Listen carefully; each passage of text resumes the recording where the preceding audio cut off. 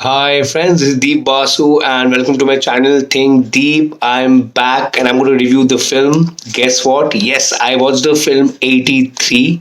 I know I'm late. I was supposed to watch it on Friday, but I was traveling. I was traveling to Kolkata and it was clashing with Atrangi Ray. Atrangi Ray was basically streaming on Hotstar. So I thought of watching Atrangi Ray first. And today I watched it with my family and I loved it. I'm so happy.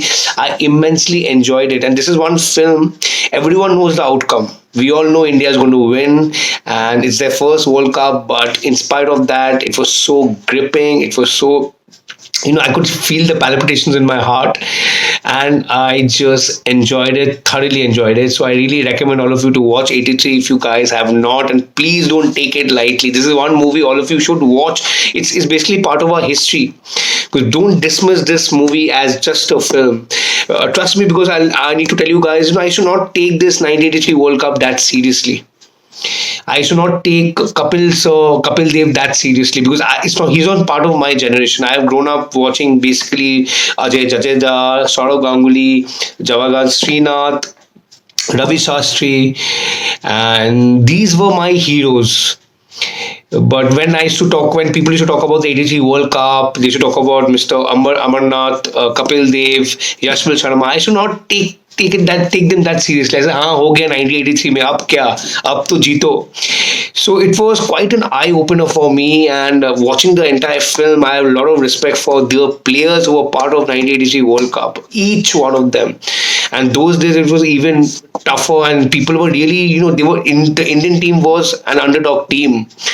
Even the players didn't believe that they will win or they could win the World Cup. It was Kapil Dev who really encouraged them, and he was the one who believed that India, the team India, can win the World Cup. So it's a very important film, and I believe the filmmakers have somewhat replicated and somewhat been very honest with the stories, the way India played, and they have very honestly portrayed the exact emotions which was going through that time in the year 1983 June 25th. So I really recommend all of you to watch it. Don't dismiss this as just a film. Anyway, it's going to be streaming on Netflix very soon. So coming to the film 1983 World Cup, well, to be frankly speaking, I really was hearing mixed reviews. I don't know why. Some people were telling me that it's all only about cricket matches and there's not much drama or there's not much emotions, or it's very unlikely a Hindi film. I don't know why, but we really beg to differ because as an audience, it seemed that I'm watching a cricket match. And trust me, the same feeling I had when I was watching Lagan. And Lagan, though, I really didn't know the outcome. I was watching it first day, first show. But in spite of knowing the outcome in this film, I was just like an audience. I was screaming, I was shouting, I was whistling. Not only me, everyone in the hall. And today is, I think, the second or third day of the release. So coming to the film, overall, the movie basically portrays the actual stories, the actual incidents, actual events, the actual emotions which took place. Since I did not experience it or I did not watch it on television, so I don't know which is true, which is partly fiction. I'll not be the best judge, but whatever I saw, whatever the filmmakers have told me, that these actual depiction of what really happened. And trust me, it was the team, the members, all the players were going through a lot, and each one of them really uh, played really well. But Mr. Kapil Dev was basically the anchor of the entire show. No wonder Kapil Dev, even today, he's somewhat, people really respect him. One thing which I liked after watching the film is that a lot of things which I didn't know about the 1983 World Cup team, the Indian cricket team, about the various players like Yashpal Sharma, Mohinder Amarnath, because my cricket knowledge is very less. I just know, Sunil. If you talk about 83 and all that, I just know Imran Khan. I just know Sunil Gavaskar, Kapil Dev.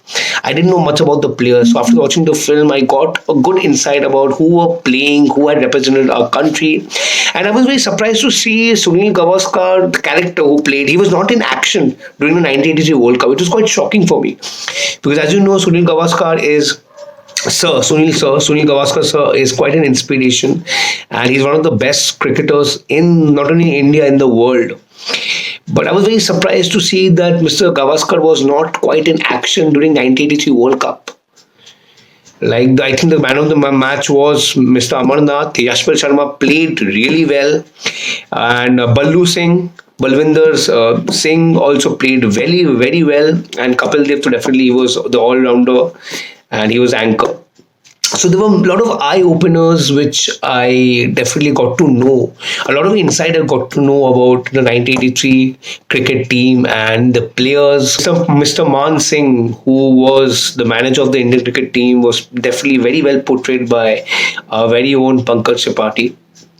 And definitely, means these people I've never met. I don't know. I've never seen the interviews. So when these respective actors were performing their characters, I was like, it was all in front of my eyes.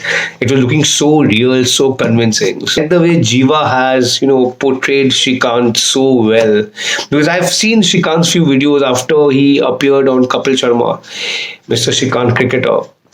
And Jiva was so convincing. Exactly, that's how Shrikant behaves. Exactly. So yeah, it was quite good. Performance is definitely one of the most integral part why this movie is doing so well. Apart from the writing, apart from the technicalities, apart from the shots and direction, the actors have done a good job. And Deepika Padukone has a guest appearance, but she has done a really good job. By the way, she's a producer of the film.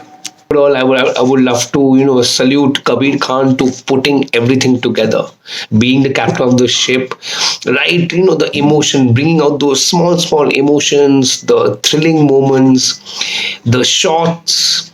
Way the movie began in a wonderful way, the movie ended, and it was quite a tearjerker. I cried so many times watching the movie.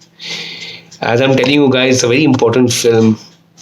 And definitely the movie inspired me. Means if you really need to believe in yourself, no matter what people, they are going to be naysayers. They are going to be people who will underestimate you, who will always tell you that you can't.